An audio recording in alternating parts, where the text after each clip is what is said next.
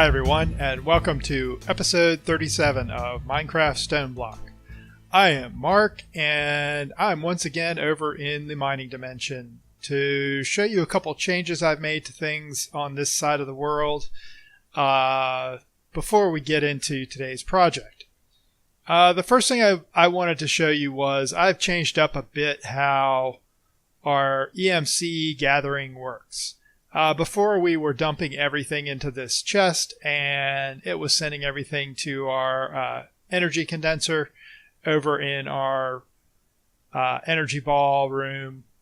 And I've changed that up a bit by putting these energy condensers next to the sources of all our major sources of EMC. So there's one here, there's one over on the Emerald Farm. There's a couple more around the base. And the reason I did that is this chest was actually getting quite full, dealing with all the junk that was coming through it.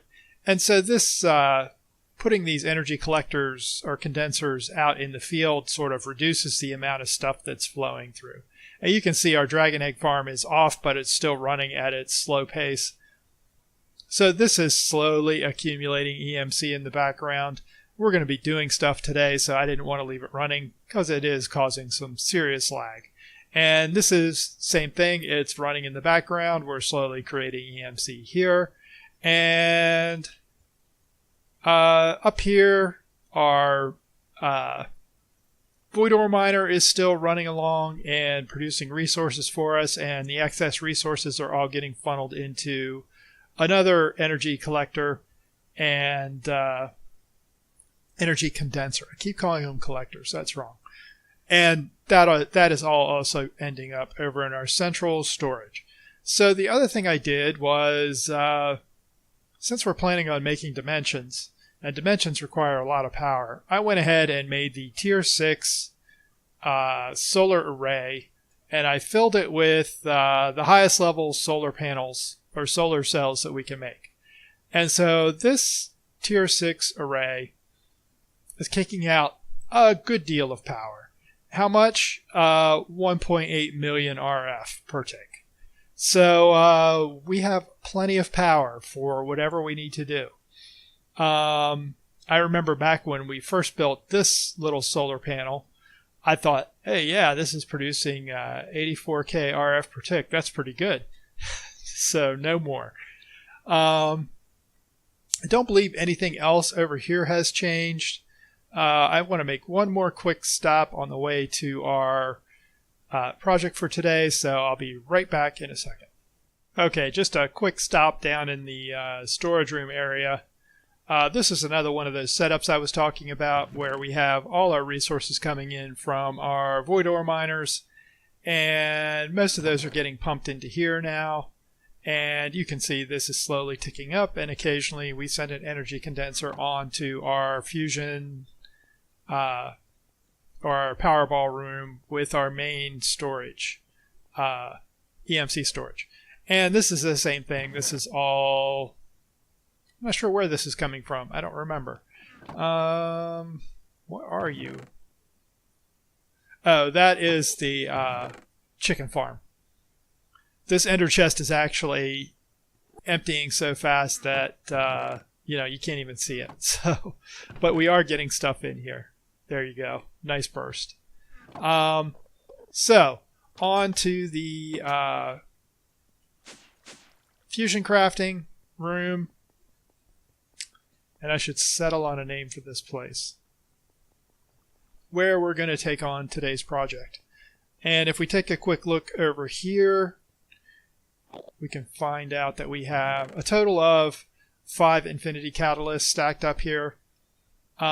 Somewhere along the line, I think I actually lost a couple infinity catalysts. I don't know what happened, but at one point I had 5, and when I put everything back together, we were down to 3, and I've searched all the inventories everywhere, and they're just gone. So who knows what happened. We also have 13 billion RF in here, so we could pull out 3 or 4 more. But no need to do that just yet. And I'm going to kill you guys because you're annoying. And I'm going to dump this inventory so we can start on today's project.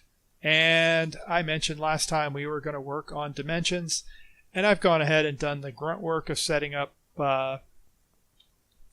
dimensions. We've got some cabling back there to power everything, and there's a similar setup down below this group of machines. And what we have here is we have the dimension builder, which is the machine that actually creates your new dimension based on the grid that you put in here. The what is that called? The dimension tab. So the dimension tab, once we build it, will go in here, and this will slowly fill based on the energy we feed it. And once this is full, our dimension will be ready to visit. The dimension inscriber lets us use dimlets like these to create our dimension and customize it with specific features. And the dimlet workbench lets us actually take all these parts that we got out of those dimlet packets. I forget what those are called. Dimlet parcels. These come out of dimlet parcels, and it's just a right click to use them. And I actually set up a little machine downstairs that's automatically turning our dimlet parcels into the random products that they produce. So we want to make a dimlet or a dimension out of silky jewel blocks. Those seem to be the highest EMC that we can make and create a dimlet for. And to do that, one of the things we need is a material absorber.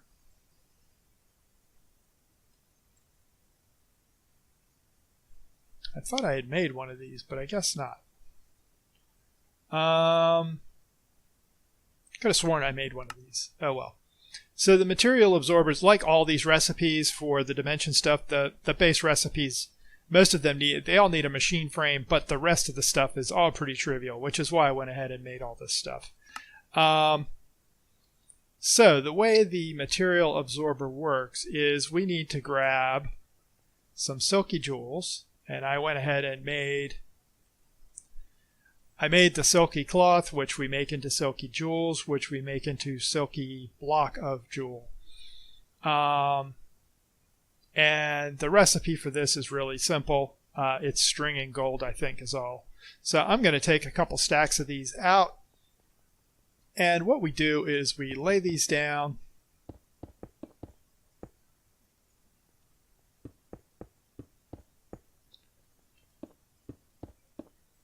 And then we take our material absorber and we stick it on top. And it's going to absorb all the silky jewels. And I don't remember how many it takes. It's like 2 stacks, I think. So I'm going to keep doing this until it fills up.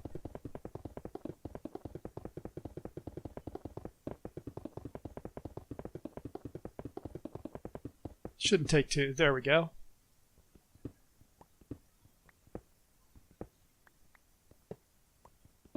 And I really hope I just didn't break that. No, it is 100% silky block of jewel absorbed. And that tells you how it works. And there's also a biome absorber, which does the same thing. You stick it in the biome you want, and it absorbs the biome. And if we look at our map, if you look at this tunnel that I dug way up here, this is actually a plains biome. Our base is pretty much all extreme hills, but this is a base biome or a plains biome. So I just went up there and stuck the biome absorber down, and that has gone ahead and filled up our biome absorber. And I'm going to stick these in here. And I've stuck all the dimension stuff into our transmutation table as well. So now we can go ahead and make a couple of dimlets. And I'm going to try and do this. We want a let me look at my list quickly.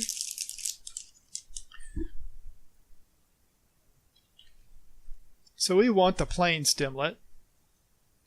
And you can see I double clicked on that and it went ahead and pulled the parts out of this section, put them down here so we can grab our biome dimlet planes. We're going to do the same thing for our material. Silky jewel. It's going to do the same thing and create our material dimlet for silky jewel. So we have a biome dimlet and a material dimlet. And we need to combine those with so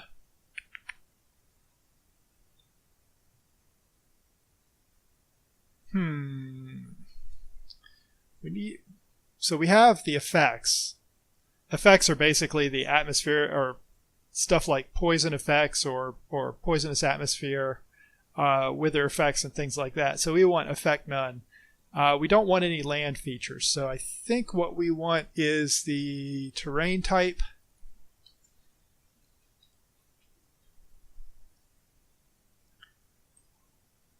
Flat.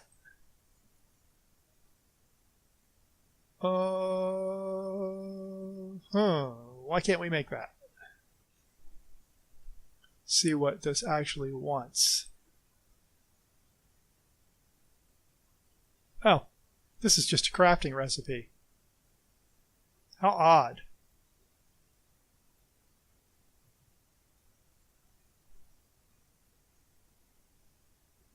It can receive a liquid and a material. So this is what we use in conjunction with the Silky Jewel material dimlet. So let's see if we can craft all these components. We want this, so we need a bunch of these. We can easily make those. So as you can see, most of these craftable dimlets are pretty easy. So we make that, and no effect, no features. We need a control dimlet, which I thought I had made.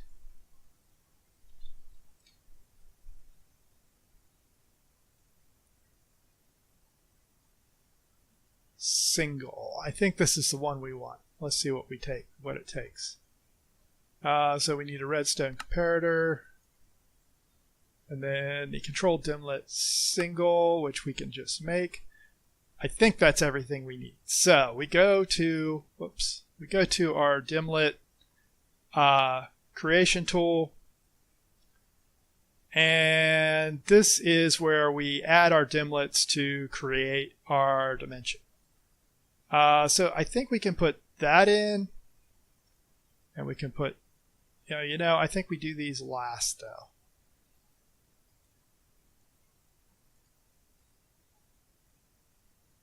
Well, we do biome planes. Material dimlet is silky block of jewel. The terrain dimlet is flat. Okay, so yeah. So the material dimlet is a modifier to the terrain dimlet.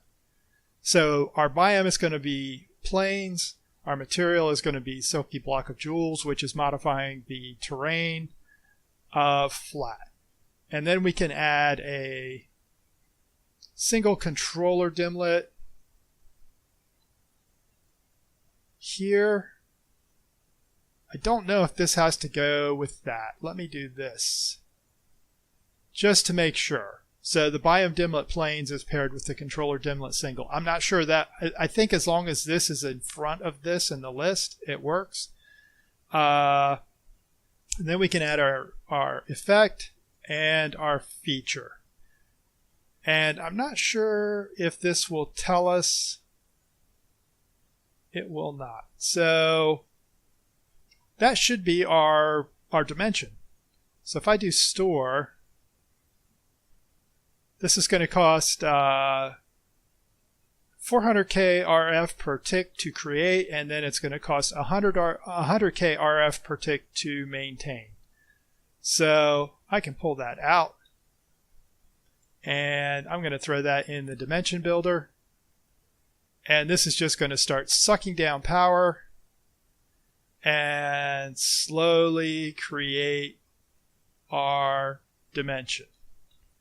And if we look at this just to make sure, yeah, it's only accepting 50K RF per tick. So this is going to take a little while. I don't think we're going to be able to do something crazy like, where's my acceleration wand? Oh, it's in my inventory.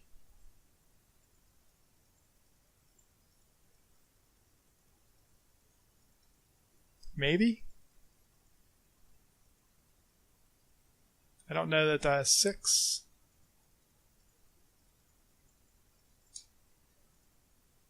No, it's not affecting it. Okay. So we're going to have to wait a while for that. I'm going to clean this up. And in the meantime, I can show you the other part of this. So we have a dialing device, and the dialing device is set to, is how you make connections between the receiver and transmitter. And so this is our departure device. Well, that's where we want to go. That's really poorly named. So let me look at these again. Yeah, this is departures. That's where we're leaving from. That's what we dial. This is our matter receiver. So basically, we dial departures to home base. We dial it. That makes a connection. We step in here. We get teleported there. The other thing we can do is remote 1 to home base. We dial it. I guess we can keep both these. That works. And then this works. So you can put these matter transmitters anywhere. They just need power. And if we pick this up, I believe with a wrench,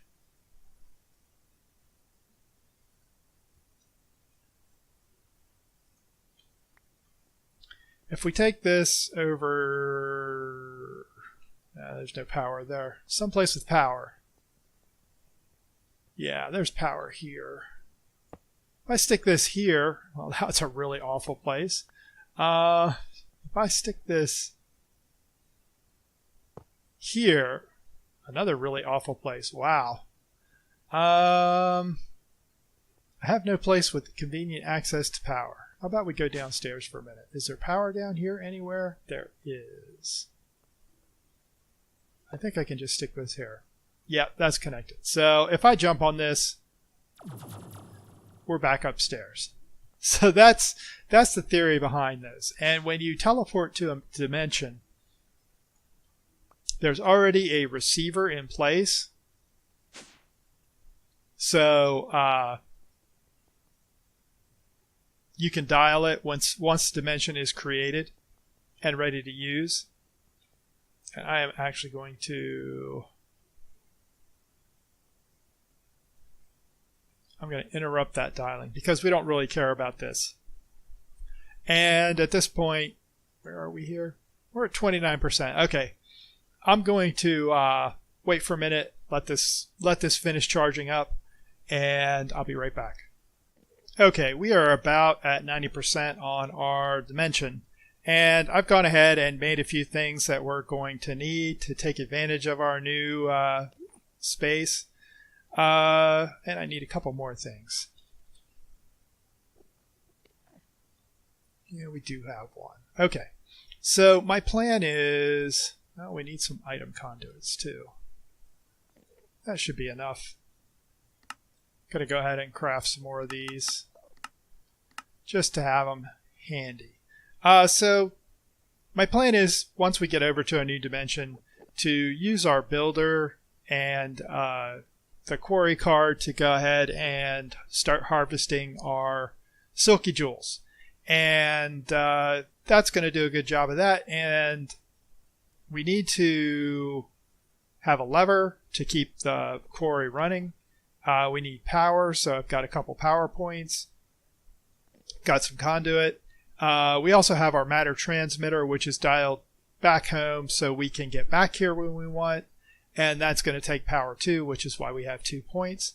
I made a mega torch, which is going to give us an area that's reasonably clear of mobs over there. I don't we didn't set the time of day or anything. You can set it to constant daylight, but we're going to have nighttime, so it's not really going to be a problem, but this will just make it easier to work while we're over there.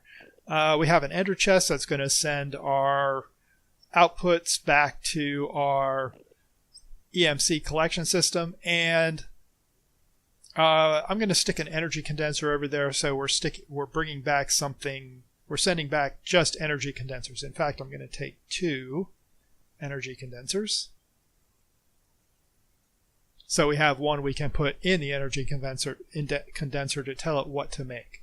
So I think that is pretty much what we need. I have an item filter to do some work on making sure we don't have issues with what's going where. I might want a trash can just to get rid of extra junk. Yeah, we should just be able to make that. And I'll go ahead and grab some more item conduits just so we have them. And by now I think our dimension is at 100%. And eventually this is going to, this buffer is going to refill. And I don't know if we have to actually wait for that to refill or not. Let me look here. Okay, there is our dimension. I don't think we can rename it here. I kind of want to wait for this to fill up. It shouldn't really matter. The last thing I want to do is make sure we have a way back, and as an added safety precaution, we do have our dislocator, which is going to take us home if necessary. So we should be ready to go. Let's go ahead. We're going to dial this to our remote location. Remember, we have this one that's already dialed back to home base, so this will bring us back. And let's go find our dimension.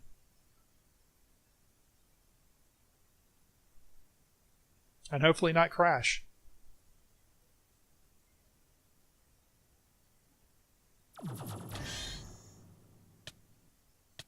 Wow.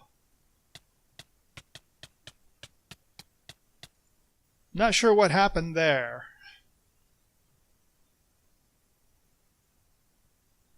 Maybe we need to wait for that buffer to fully fill.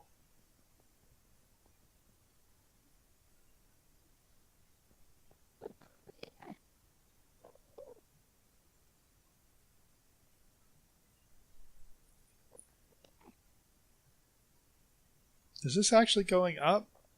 Okay, I think I figured out our problem. I think our problem is that this dimension builder just can't send enough power to our remote dimension, because our dimension takes about 100k RF per tick to maintain, and this is only drawing 56k RF per tick. So I think what we need to do is probably infuse our dimension builder.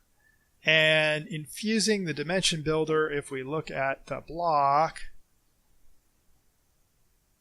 reduces power consumption and speeds up the dimension creation speed. So that's what I'm going to do. Unfortunately, I don't remember how to do it, so I'm going to take a minute and figure out how to infuse this to give us more power to our dimension. Okay, that was easy. So we have the machine infuser, which is just another RF tools block. We stick our dimension builder in here, and we put in dimensional shards. And I don't know how many this is going to take or how much it's going to infuse. Oh, that's pretty quick. Not quite 1 for 1. It probably goes down over, probably costs more as the infusion bonus goes up.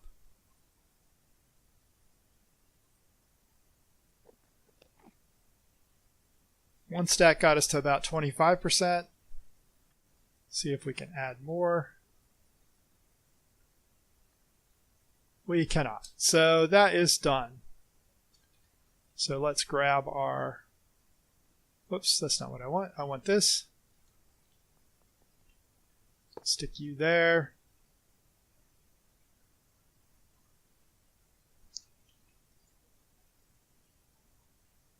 Didn't see how much it was drawing. So let's see how fast this goes now. Oh, it's fully realized. Still only drawing 50K from that. And cryostabilized flux ducts should have infinite, infinite RF. Maybe we need to do something like this. Ah, there we go. There we go.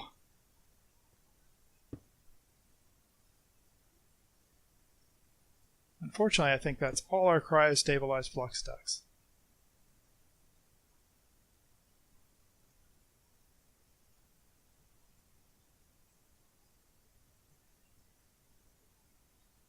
All right, let's see what our dimension is actually doing. Okay, our dimension's current power is going up. So the problem we faced when we went over there was our dimension ran out of power, which is why we were dying.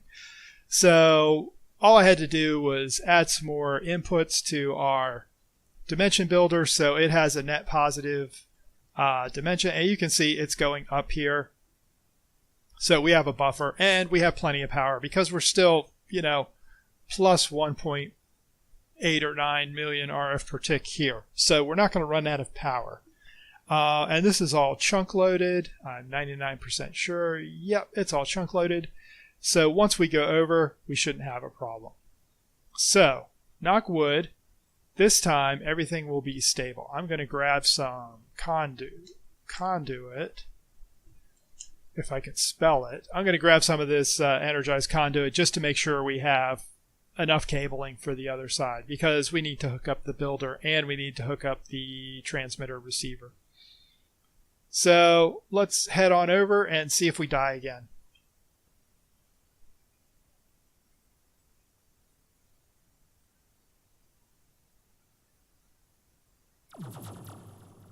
Oh, that looks so much better.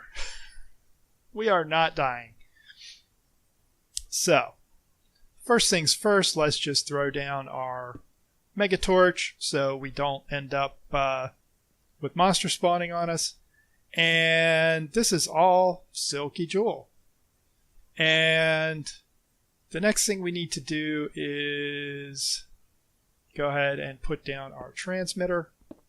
I don't know that the receiver actually requires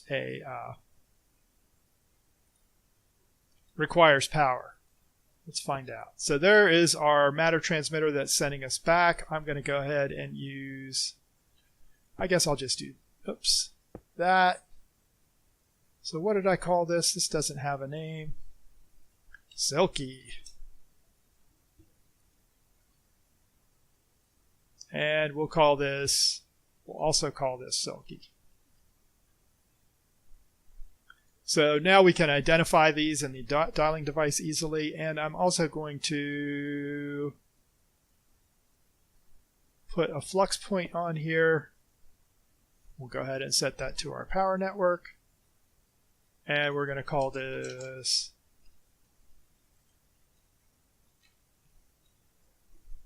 the Silky Teleporter. And if we step into that, we instantly go back to our base. I hope.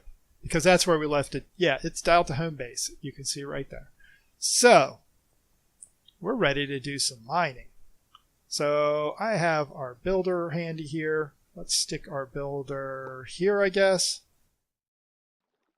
Hi, everyone. I realized after my recording session was done that I recorded way too much video for that segment. So,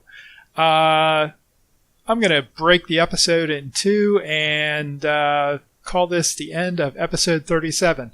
I appreciate you sticking around and watching me flail around with dimensions. I hope you enjoyed it, and I hope you learned something. Feel free to leave me a comment if you have any suggestions on what I did or what I can do to improve this setup. And I hope to see you next time. Hit the like and subscribe if you like, and the notification bell will keep you up to date with new videos as they go out. Take care, and I'll see you next time. Bye.